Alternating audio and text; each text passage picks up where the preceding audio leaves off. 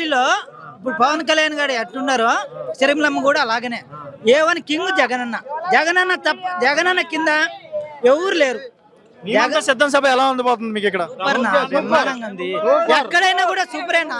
ఎందుకు ఇంత ఆనందంగా ఈ టైంలో ఇక్కడ ఉన్నారు మీరు? ఏంది నా జగనన్న కోసం, జగనన్న చేసిన అభివృద్ధి.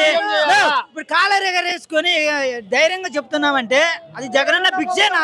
మరి 2014 ఏళ్ళ సీఎం అవుతున్నారు. మా లాంటి పేదలకు కానీ ఏమైనా చేసిండ్రా? ఒక్కటి చెప్పండి. మీరు ఒక ఎన్టీఆర్ బొమ్మ తప్పితే మీకు ఏదైనా ఒక్కటి చెప్పండి.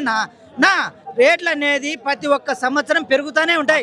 ఈ రోజు నేను ఒక లేబర్ ఒక కార్ డ్రైవర్. నేను ఒకప్పుడు నాకు 300 నాకు కార్ డ్రైవర్ పోతే ఇప్పుడు నేను 800 తీసుకుంటాను.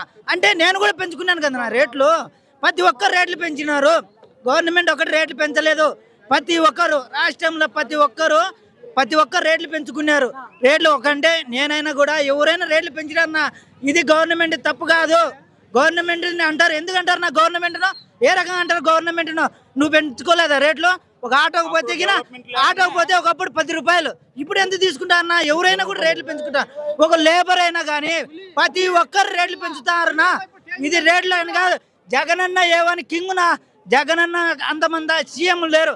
ఒకటి నెంబర్ 1 రాజశేఖర రెడ్డి, నెంబర్ 2 ఎన్టీఆర్ గారు, మూడోది జై జగనన్న. జగనన్నే మూడో వ్యక్తి. ఇంతకుముందు